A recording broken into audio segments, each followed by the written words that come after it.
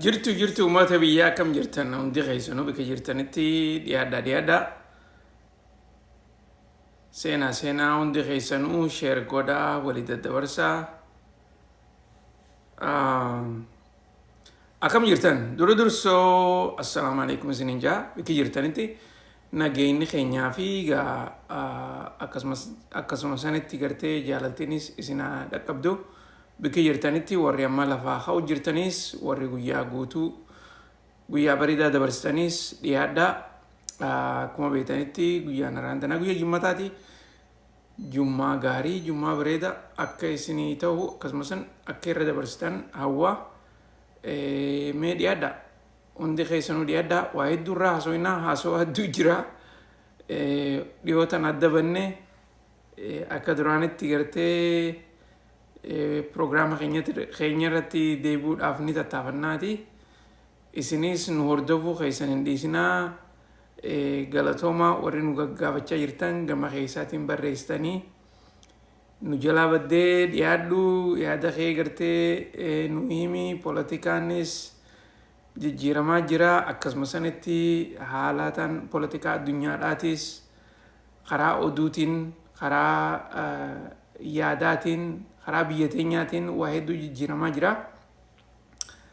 Kanarratti dhiyaadhuutii yaada keenu dhiyeessii warri jechaa jirtan hundi keessanuu galatoomaan isiniin jaa.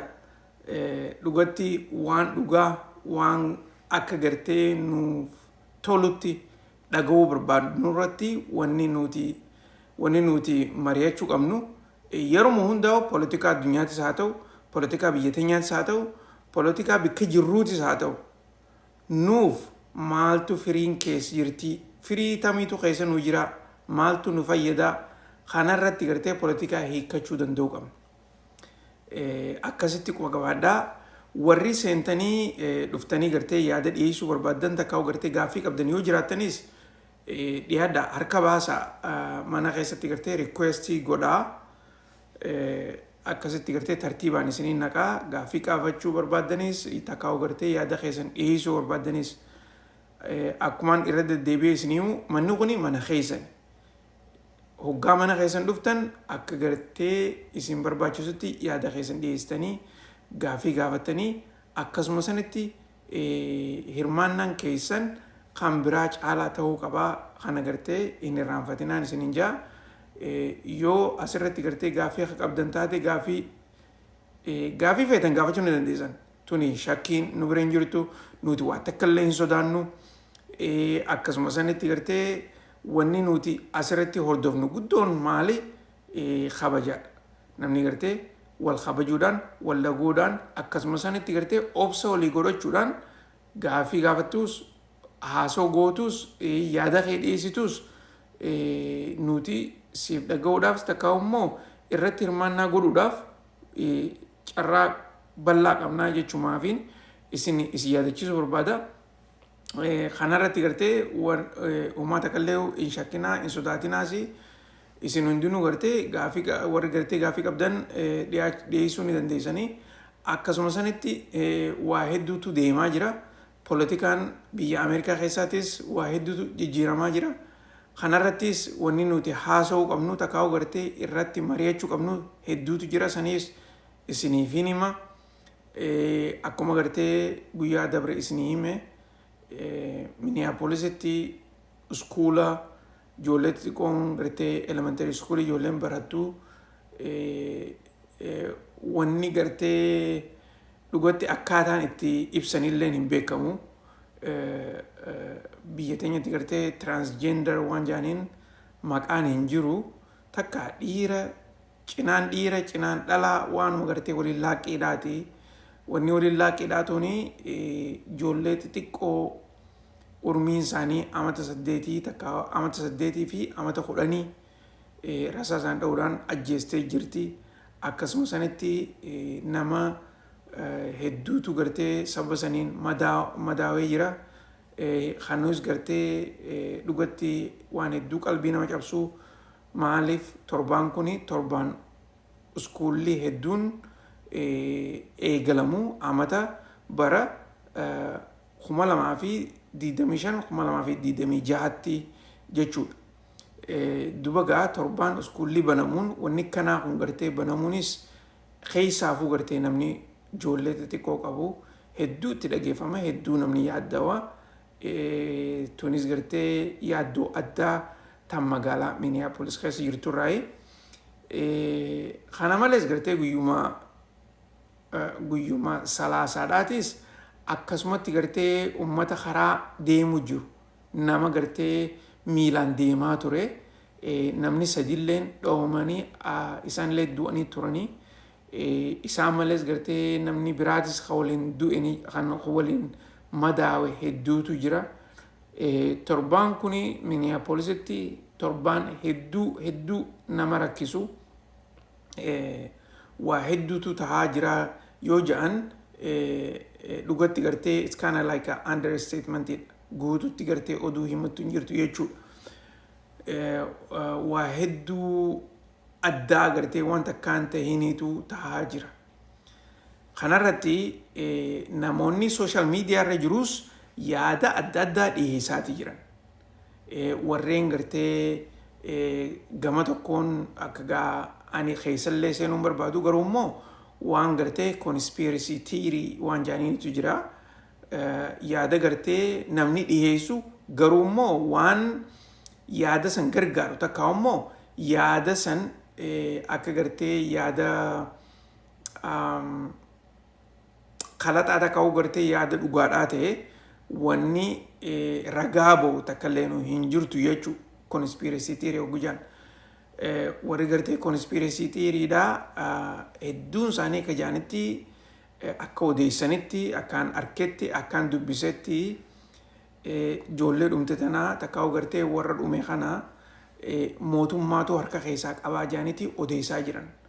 Kuni gartee waan isaan ja'an waan ani je'ee miti waan isaan ja'aniin isin himu jira. Yeroo hedduu wanni kanaatu nogguu taatu ajandaa guddaatu boodarra jiraa jechuu gama kaane. Ajandaan san warra gartee humna guddoo qabuutu boodarra jira. Namtittiin takka gartee gurbaan ijoollee xixiqqoo san galaafate takka uummata dila san gartee galaafate waan manifestoo jedhaniin takka gartee tartiiba gartee addaa kan waan godhuu barbaadu irra barreessee kaayetu jira. Wanni tuni yeroo amma duraa wanni kanaa tuni hedduutu ta'ee jira. Kan gartee namni tokko nama hedduu ajjeesu namni tokko nama hedduu galaafatu jechuudha. Kana keessatti namni hogguu nama hedduu galaafatu yeroo hunda waan gartee manifestoo jedhaniitu boodarra jira. Manifestoon tuni akkanumatti hin baatu akkanumatti hin dhuftu nama gartee itti qophaawee waan kana godhee jechuudha. Saniifuu gartee warri conspiracy theory kunis yaada adda addaa hedduu oofaa jiran. Kanarratti gartee waan deemaa jiru kanarratti ija banatanii gurra keessan bantanii dhagahuun isinirra jirti. Akka feetanitti hiikkachuun immoo akkasumatti isinirra jirti. Saniifuu gartee ani immoo waan hin dhagee waan ijaan arkeerraan isin himaa jira.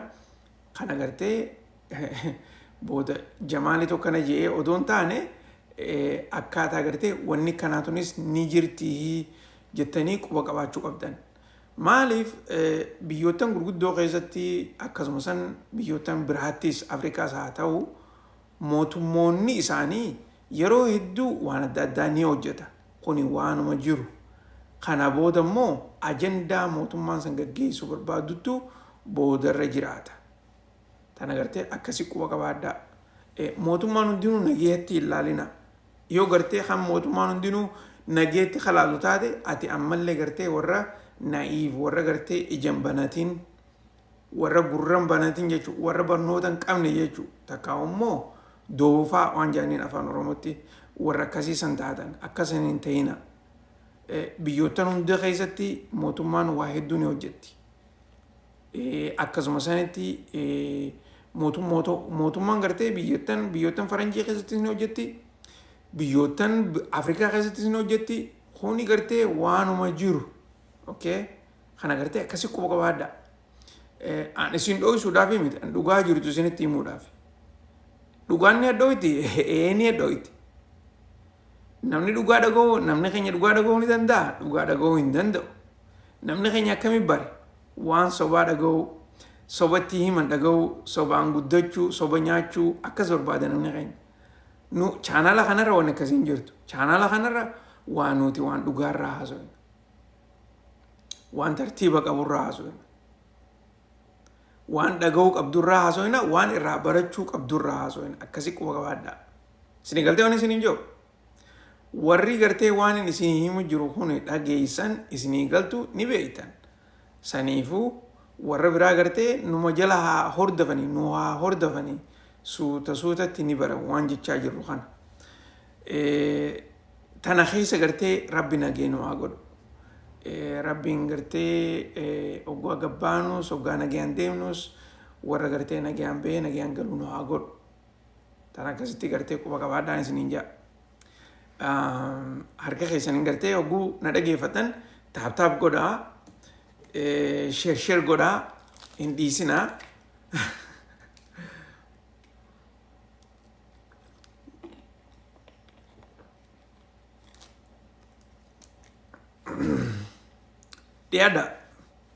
Dhiyaadha share godhaa. Oduu hedduutu jira. Dursoo oduu guddoon guyyaarraan tanaa tan Minneapolis keessaa hin isin himaa. Akkana laal harka keessaniin taap godha. Dhugatti gartee chaanala kanarra oguu dhuftan wanni harkattan waa hedduudha. Wanni dhaga'uu qabdan hedduutu jira. Saniifuu kafalliidhaanii miti. Bilaashittiin isin himu jira. Harka keessaniin gartee harka keessan kana isin qusatina. Harka keessan isin raan buqqa'u isin raa isin bahu harkuma keessanii garuummoo taap godha share godha.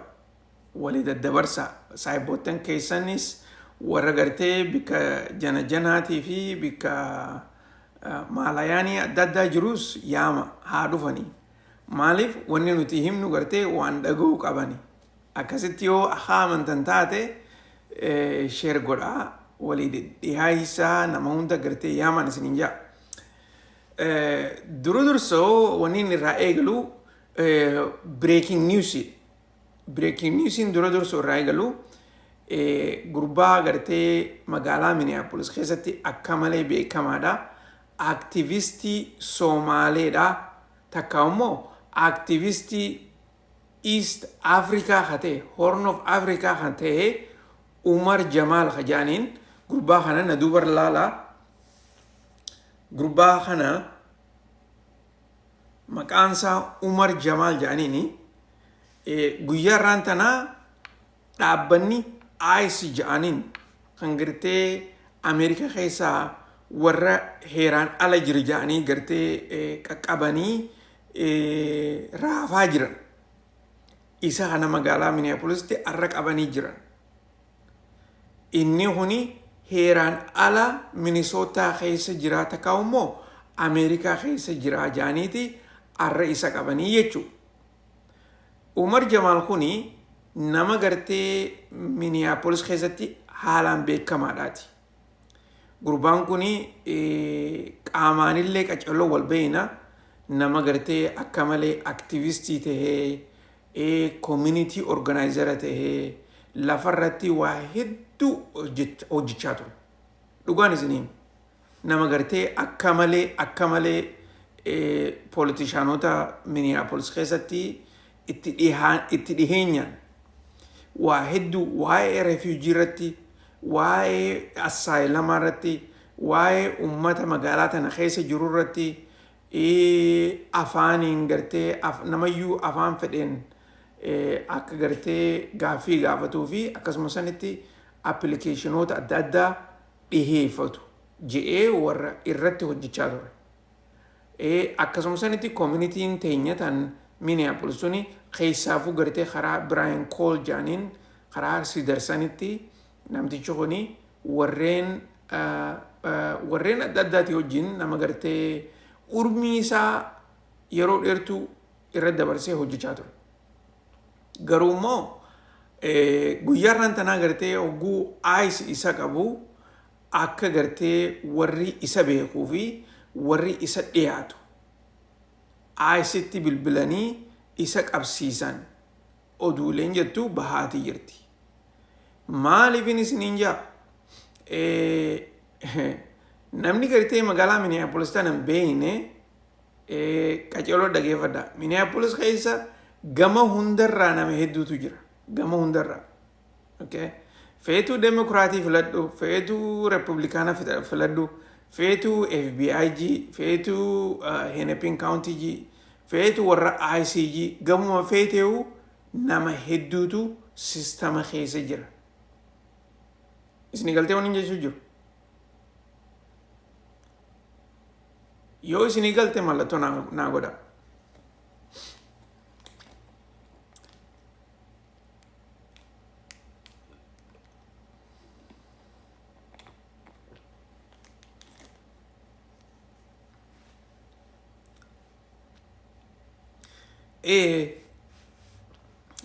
Nama hedduutu sistama keessa jira.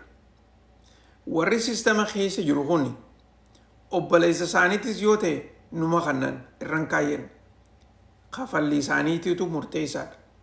Warri gama kaan jiruus ka gamana jiru ni kanna irran kaayyen. Isin galtee garee isaaniitu murteessaadha. Warri gama kaan jiruus akkasuma sanitti gartee haalata adda addaatiin hojjetan. Tana gartee qaceellotti hubannoodhaan dhageeffachuu qabda. Dubagaa guyyaarraan tanaa hoguu gartee warri IC micaa kana qabu gurbaa kana qabu nama gaa urmiidhaan narra guddaatii gartuu hoguu isa qaban ani gartee shaak hin taane takka hunatti haaree hin taane. Maaliif namtichi kunis sitiziina lama qaba. Sitiziinni tokko kan inni qabu sitiziina Kanadaati. Sitiziinni biraas kan inni qabu sitiziina Ingiliizi UK. Garuu immoo akkaataan inni Minnesota keessa takka'u isteeta Ameerikaa kana keessa itti jiraachuu jiru sanirraan beeku. Kanuma gartee sitiziina qabu na fakkaatte ammoo nama gartee hedduu hojjechaa ture. Nama gartee senataroota biratti Minnesota tana keessatti gartee hulaa hunda dadhabee nama gartee karaa politikaatti akkaataa namni itti voot godhuu fi waan adda addaa hojjechaa ture jechuudha. Dubagaa guyyaarraan tanaa akkasitti warri IC isa qabanii Minnesota irraa karaa Miami, Floridaatti isa dabarsuudhaaf deemanii jaaniiti odeessaa jiran. Hogguu gartee kana jaan akkuma nama dura isin himaa turetti Florida airportii qaban ni beektanii warri IC dha. Airportii if dandeessee qaban. Airportii tana keessa maasis mana hidhaatu jira. Mana hidhaa kana warra gartee isteetota adda addaatirraa walitti qaban kana hunda fuudhaniiti airportii tanatti walitti qaban. Airportii tanatti hogguu walitti qaban booda bikka gartee barbaadanitti biyyootan adda addaa addunyaa tanarratti airportii tanarraa fuudhaniiti achi dabarsan jechuudha warra gartee dabarsan kana. Saniifuu gurbaa kana yoo gartee Kanadatti isa darbuu taanii fi akkasumas Ingilizitti isa darbuu taanis wanni irraa beekame takka illee nu hin jirtu. Takka gartee isaas fuudhanii akkuma uummata biraatti takka warra gartee Central Africaatti takka Central America takka immoo Southern Americaatti isa darbuu ni danda'an. Maaliif biyyootan hedduutu jira warri gartee Latin Americaadhaatii fi Central Americaadhaa warra Amerikaan darbitu hunda isinirraa fudhanneeti biyya teenya haa jiraatanii jaanii dubbachaa jiran. Warra mootummaan Ameerikaadhaa waliin mallatteessiteetu jira. Isin galtee waan hin jiru. Saniifuu bikki gartee isa ganaa itti darbuu deeman hin beekamne jechuudha. Tanaafuu gartee yoo karaa Kanadaa isa darbanis bikka gartee sitiizina isaati bikka duraanuu jiruutti qabu. Yoo gartee karaa Ingilizitti ka darban taates akkasumas Ingilizittis nama gartee jireenya isaa achii qabu nama dhugatti gartee bikka hamtuutti isan darbinee jechuudha. Saniifuu bikka lameen kana keessaa yoo taate hedduu waan gaariidhaa yaada jiruun qaba gartee. Garuu immoo guyyaarraan tanaa gartee isa qabuun kuni hedduu nama gaddisiisaa. kana gartee isinilleen dhaga'uu qabdanii dhaajeetiin isinii himu jiraa jechuu. Oduu itti aantutti harka keessanii gartee taaptaap godhaatuma. Taaptaap godhaa walii daddabarsaatuma. Oduu itti aantutti oduun itti aantutuni akkuma gartee namticha kana na duuba gartanitti karaa Ugaandaatiin nu geessiti. Biyyootan Afrikaatii fi uummanni Afrikaadhaa hedduun kan Ameerikaa keessa jiranis akkasumas kan Afrikaa keessa jiranis Ugaandaa akka malee itti aaraati jiran. Maalii fi yoo gartee hajjatan taate akkuma kaanittu Ugaandaan yeroo ammaan tanaa keessaaf gartee East Afrikaa keessatti biyya baqattoota hedduu baadhattee jiraachuu jirtu. Baqattoonni Horn of Africa akkasumas Central Africa irraa illee idaamanii biyyattii keessa hedduutu jira. San gubbaarraan guyyaa lama dura inumaatu gartee mootummaan gartee Ugaandaa tuni mootummaa Ameerikaatii wajjin waliigaltee addaa gootee jirti. Waliigaltee addaa ta'isiin goote tun akkuma amma dura irraa haasawaa turre sanitti Ameerikaan warra gartee Ameerikaa keessatti raafaa jiran takka karaa Kongoodhaa erguu barbaaddi. Takka ammoo karaa Liibiyaadhaa cinaa ammoo karaa Somaalilaandiidhaa je'eetiin isinii himaa ture. Ni yaadattanii mi kana? Yoo ka yaadattan taate mallattoo naa godhaa. Ni yaadattanii warri gartee akkana jee ogguun isinii himu dhagahaa turtan.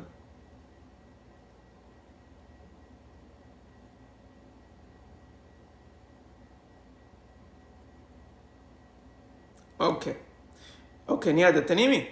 Amma mootummaan Ugaandaa tuni dhooysaadhaan Ameerikaa wajjin waliigaltee goote. Waliigaltee godhuu isii tana biyyootan hedduutu aararraa qaba.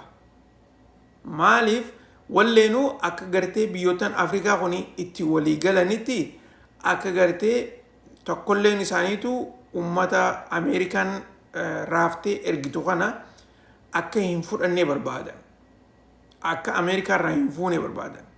Garuu mootummaan Ugaandaa tuni warreen gartee waliigaltee goote kana booda isaan jala dhokatteete karaa dhooysaatiin Ameerikaa wajjin waliigaltee goote jirti.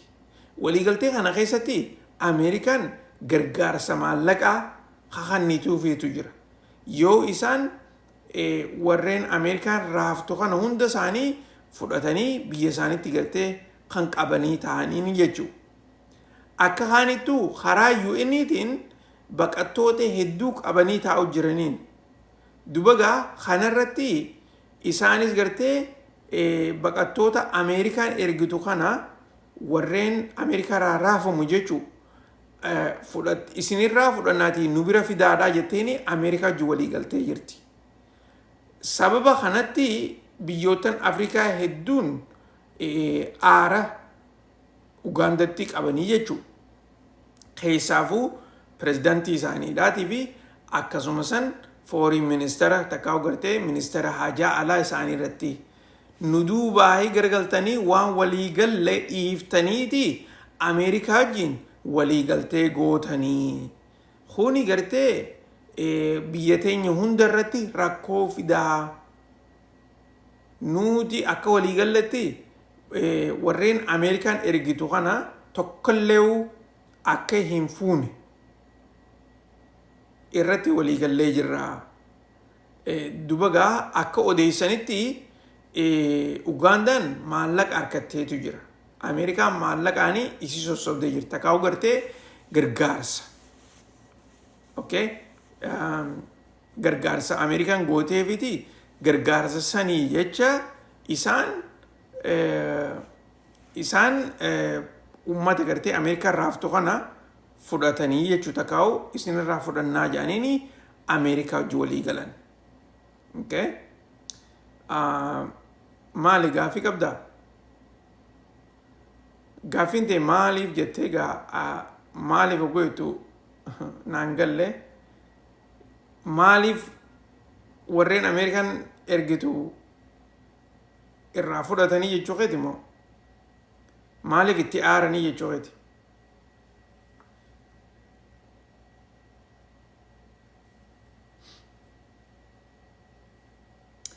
وعليكم السلام ورحمة الله وبركاته. بريد ورمو جرتا نجامي welcome diado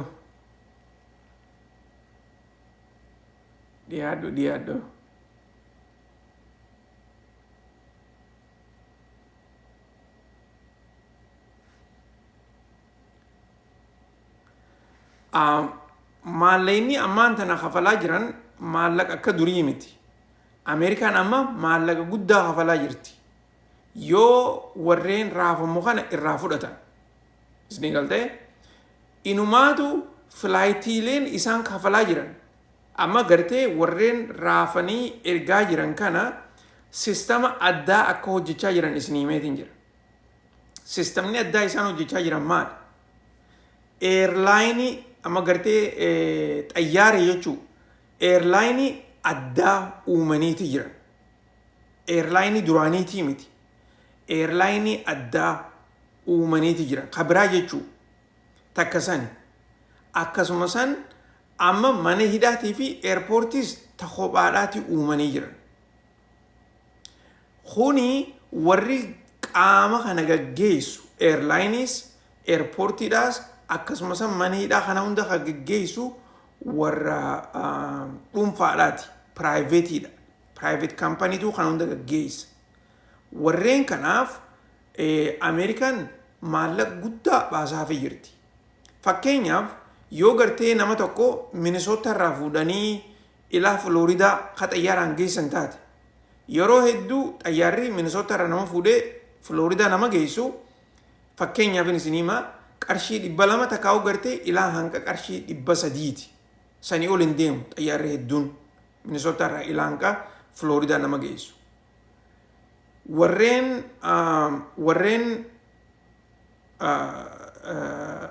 wantaaf qaban kana warreen gartee raafaaf qaban kana xayyaaroonni haareenii kun yoo xiqqaate $200,200 irraa ilaa hanga $800,800 chaarjii godhan nam tokkotti. Isin galtee ammaasis warra qaban kana mana hidhaa geessan. Mana hidhaa geessan kana galgala tokko hanga isaan bulanitti chaarjii godhan. Itti aansuudhaan nyaata isaanii dhiyeessaniitu jira. Nyaata isaanii dhiyeessan kanaas fakkeenyaaf yeroo hedduu nyaanni nam tokko faxaraas haa ta'u laaqanas haa ta'u toora qarshii 10 irraa ilaa hanga qarshii 15 faadha. Akkas ilaalama. Garuu immoo dhaabbanni amma jira kana hunda gaggeessaa jiru kuni hojii tanarratti hojjechaa jiru nama tokkotti qarshii 25 irraa ilaa hanga qarshii 35ti faxaraaf takka immoo laaqanaaf chaarjii godhaa jiran. Amma isin galtee biizinasa guddaatu keessa jira jechuudha. Ameerikaan waan hojjetu hunda biizinasa wajjin walitti hidhaadha. Akkasitti gartee qofa qabaadha. Tanaafi xayyaara addaa kaampaanii addaa uumanii kaampaaniin tuni nama gartee Minnesota irraa bikka adda addaa irraa gartee nama qabdee nama fuudhanii nama raafanii jechuudha. Bikka geessan kana geessan. Kaampii tana keessa geessan. Kaampii tana keessa hoguu geessan. Achi gartee guyyaa 3 taatu guyyaa 10 taatu hanga bultuutu jira. Achi booda maasis hoguu gartee bikki itti si dabarsan qophooyte xayyaararra si kaayanitti akkasitti biyyoottan sanis si darban jechuudha. Tanaafi gartee yeroo hedduu keessaafuu gartee uummata bikka adda addaa irraa qabanii eerpoortii Floridaa tana geessan koortiis odoon garsiifne geessan.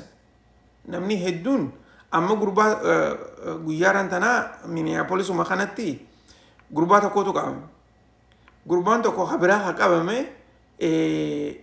keezii qaba. Keezii gartee koortii immigireeshinaa. Isni galtee keezii immigireeshinaa koortii appointmentii qaba. Appointmentii san fixatee irraa bahee odoo makiinaa seenuu deemuuti isa qaban. okay kana jechuun maal isaa appointmentii mana seeraa dhaquu deemu quba qaban dhaggeeffatanii appointmentii san itti dhiisaniiti hanqa dhaqu hanqa gartee haajaa isaa fixatu itti dhiisaniiti hoggaa inni fixatee achirraa gartee akkasitti makiinaa sanii deemu isa qabanii akkasitti imma bikka isa itti dhangeessanii achi booda fuudhaniiti asirraa deemanii jechuudha. Okay? Kana wanni isinii maal? Fakkeenyaaf looyertichi tokko guyyaa kana hojii haasaa turre maal naan jee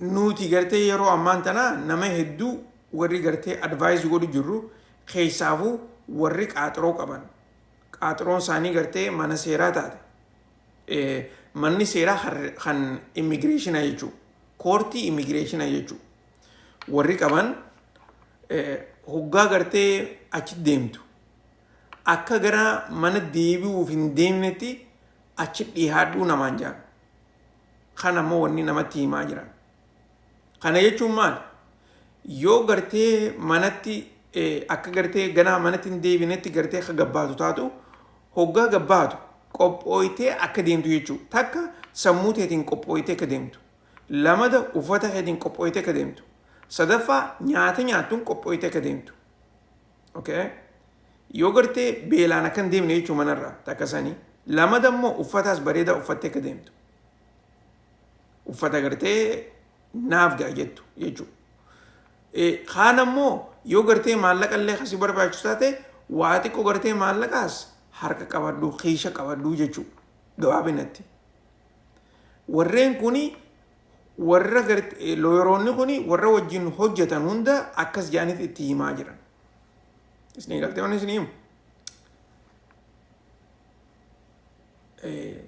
warreen gartee amma isaan reebaa jiran warra heeraan jiruu miti kanaan maasis quba qabaadhaa booda gartee gama keessaatiin ani gartee akkanattiin gartee green cardii qaba takkaa gartee I-94 qaba takkaa immoo processa naturalizationiitiin qaba takkaa citizeniatiin qaba ani honiin qabamaa jettanii booda gaafii nan gaafatina sanii miti wanni irraa haasa'aa jiru wanni irraa haasa'aa jirru warra asitti gartee tartiibni keeziin isaanii karaa mana seeraa ergamtee jirtu takkaa immoo keeziin isaanii laappi taate takkaa overlaappi taate keeziin isaanii takkaa ta'an yeroodhaaf hin toliniifi jechuu akkasii quba qabaadhaa okay kana keessa immoo warreen keezii teessan istaatasiisiidhaa abdeetiin godhin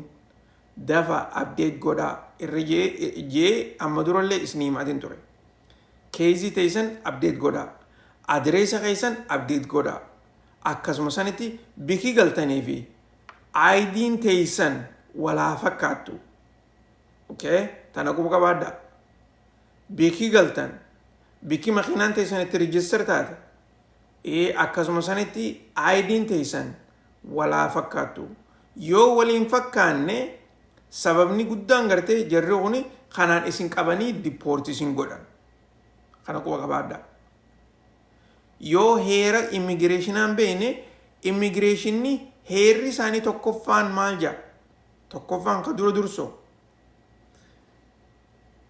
bikka jirtutti yoo adireesa ka jijjiiratu taate yeroo muraasa qabda kan gartee warra immigireeshinaa itti himtu yeroo muraasa san keessatti gartee yoo ati isaanitti hin himne warri immigireeshinaa keezii teessi duraa balleessuudhaaf qophiidha tana quba qabaadhaa okay by the way tana jidduutti waan takkataniin looricha sanii hojjeggonaa sobu takka tabiraa tanaa hime tuni jookii fakkaachuudhaan ni malti isinitti gartee isin hogguun isinitti himu akka jookii isinitti fakkaachuun ni malti garuu immoo waniin isin himu waan dhugaati na dhagaa jirtaniimi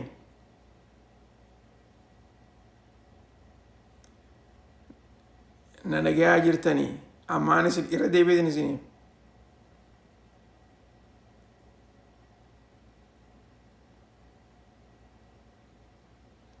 nama cinaa gartee wanni namaan tan isinii mukun jookii isinii ta'uudhaan ni mala jookii isinii fakkaachuudhaan takaa'u gartee waan gartee ka ashoofuu fi kana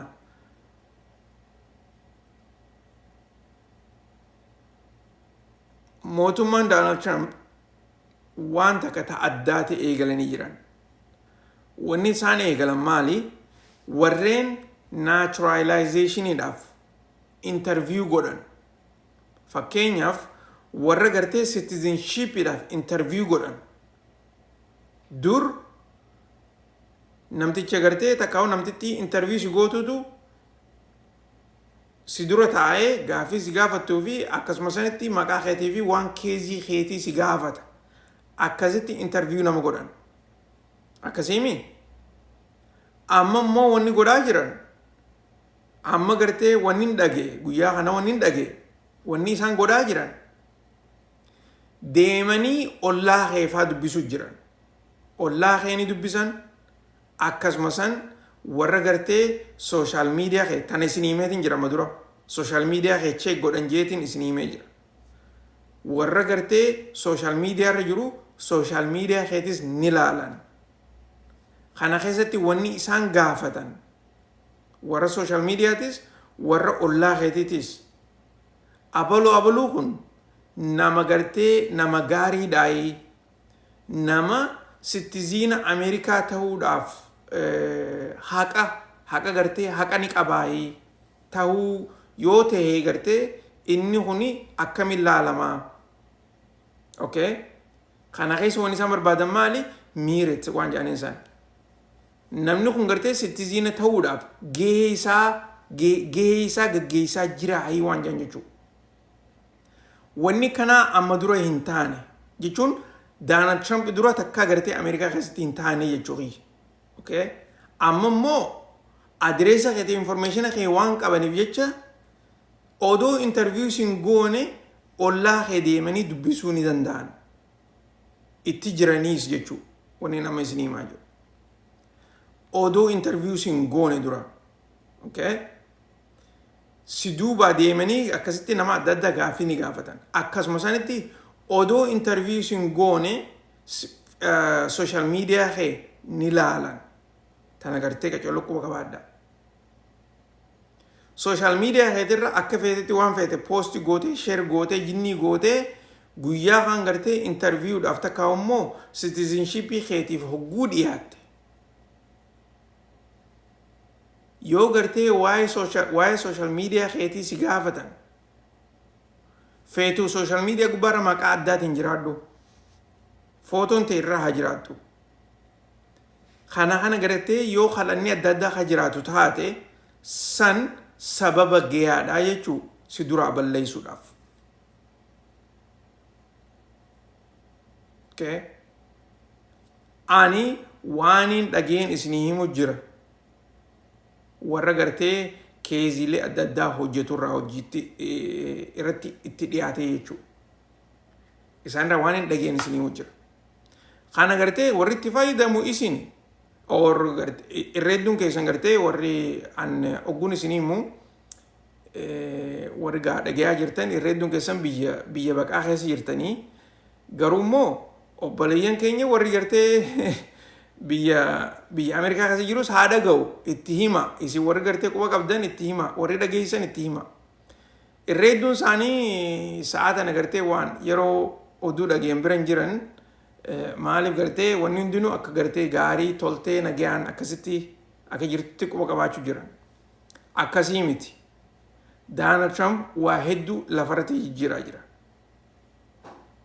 tana gartee akkasitti quba qabaadhaadhaan isin jechuu barbaada maaliif wanni nuti himnu kuni yoo irraa faayidoytan qofa waan gaarii yoo gartee kee isin irraa faayidoyne taate umaata kallee gartee isin himnus jijjiirama takkallee hin fidu jechuudha gabaabinatti garuu immoo yoo deemtanii gartee interview seentanii interview irratti gartee kakuftan taate booda gartee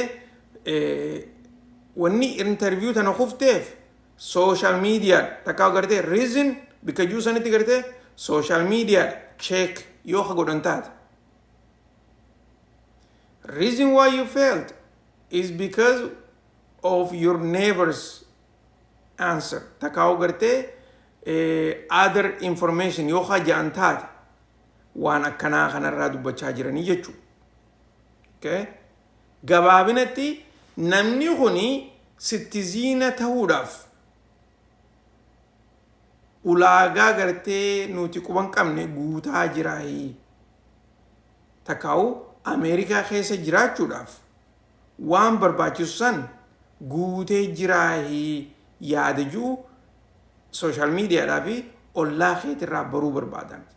Akkasuma wanni isin himuu barbaadu. Okay? San akkasii quba qabaadha.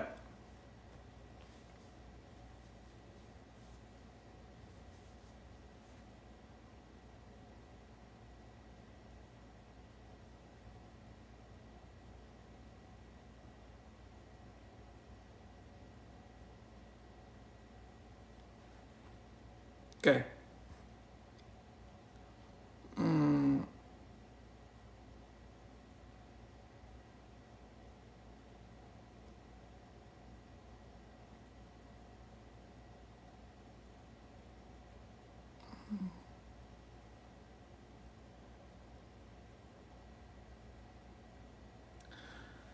Okay. Oduu addunyaa dabarra. Oduu addunyaatti guyyaa irraan tanaa hedduu waan nama gaddisiisutu biyya Yemen keessatti ta'e. Waan kana isinillee gartee oduulee adda addaa irratti yoo dhageessanillee hin beeku. Garuu immoo Prime Ministertichi Yemen kan mootummaa Huuthiidhaa gartee gaggeessaa jiru guyyaa irraan tanaa misaayila Israa'eliin dhawamee akkasitti du'ee jira jechuudha. Tuni oduu gaddaati. Irraan isinii deebi'a. Guyyaa irraan tanaa Prime Ministertichi mootummaa Yemen gaggeessu mootummaa Huuthiidhaa misaayila warra Israa'eliin akka jaanitti Israa'el adda baasutti hin jirtu oduu garuu immoo takka misaayiliin dha'uu turan takka immoo xayyaaraanii dha'an akka isaan jechaa jiranitti gartee lameen kana adda baasuu didanii jiran. Guyyaa irraan tanaa bikka gartee oofisaa fi mana jireenya isaasan dhawaniiti akkasitti isa ajjeesanii jiran.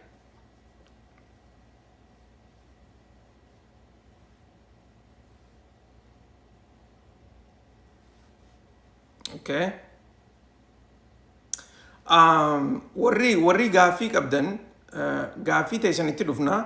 Gaaffii teessan obsaa qabadhaa. Booda gartee yeroo isiniif hin kennaa gaaffii teessan dhiheessanii irraa mari'anna. Maaliif wanni haasawaa jirru kun hedduu waan jajjabduudha.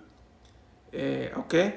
So obsaa gaaffii teessan gartee irratti mari'annaa irraa haasawinna xiqqoo booda. Amma oduu tana gartee dhageeffachuudhaaf harka keessaniin taaptaap godhaa sheer godhaa walii daddabarsaa yaama warra dhaga'uu qabu jettan jechuudha. Akkasuma sanitti harka keessaniin taaptaap godhuu bira dabartanii gartee inumaatu sheer godhuu kan itti jabeessaa. Maaliif tiktaakiin ni beektanii hangam takka gartee namni laalaa fi jinniidhaanii gartee nama kana guyyaa torbaan dabre kana agartanii jirtan viidiyooleen deengaddaa fi sandurallee poostii godhe inumaatu shaadoobaanna godhanii jiran. Maaliif shaadoobaanna godhanii ni beektanii wanni shaadoobaanna godhaniif waa'ee Israa'eliitiin irraa haasa'u.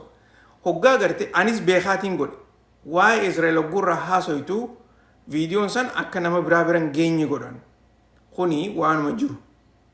Waa'ee Israa'el irraa yoo poostii goote isaan gartee hamma danda'an ukkaamsuu barbaadan.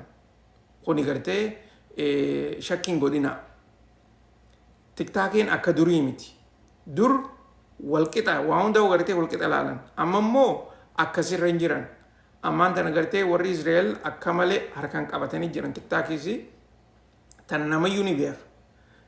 Saniifuu gartee ammaan tana warra gartee lola Israa'elii fi rabshaa adda addaatti irraa haasa'u ukkaamsuu barbaadan. saniifuu gartee amma viidiyooleen lameen dhiyoo tana poosti godhee arkitan viidiyoo lameen boodarra poosti godhee jechuudha. Lachuutu gartee waa'ee Israa'el irraa waan hin haaseef jecha ukkaamsaniiti jiran.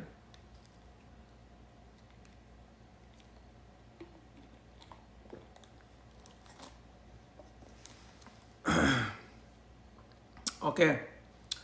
Dubagaa footoon gartee as duuba jirtu tun yeroo warreen gartee warruumii takka immoo Central Commandiin Israel yeroo ajaja dabarsan akka gartee Yaman Prime Ministericha dhawaniif jechuu viidiyoo sanii garuu viidiyoo asirratti agarsiisuun barbaanne viidiyoo sanii kan nu duuba jiru kuni.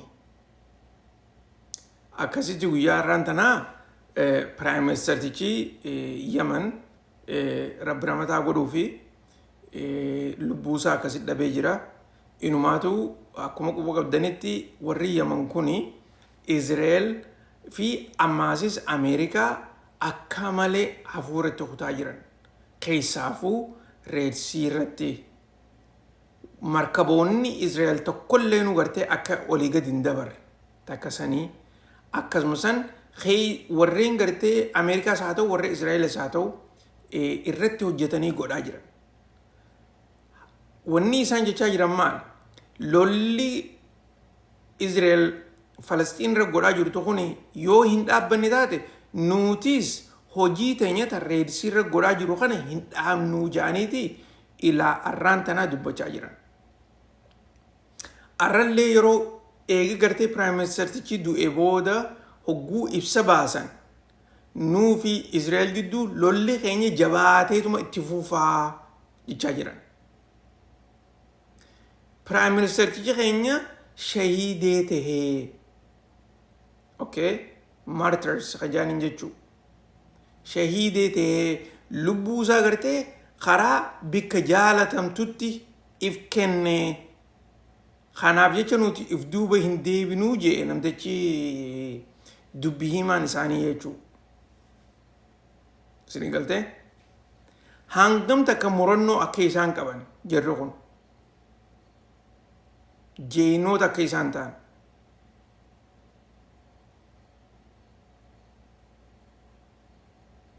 Torbaan dabre keessa Israa'el waan sanaa keessa gartee dhooytee inumaatu gartee boombii ajaa'ibaatiin sanaa tana gartee dhukka irraa haastee turte. San keessa nama hedduutu dhume. Sanilleen jara kana if duuba hin deebisne. Garuu immoo guyyaa irraan tanaa yeroo gartee akkasitti oofisa Prime Ministeraa fi bikkeenni galu san dhawanii Prime Ministericha Yaman dura ajjeesan dhugatti jarri kuni if duuba gartee habba takkallee kan deebiin ibsi isaan guyyaa irraan tanaa baasan kuni ifa godhee jira. Lolli keenya daranumaa jabaatee itti fufaa jechaa jiran. Inumaatu mootummaan Israa'el waan arraan tana hojjette kana kafaluuf teessii dachaadhaan jaaniiti ibsa baasanii jiran.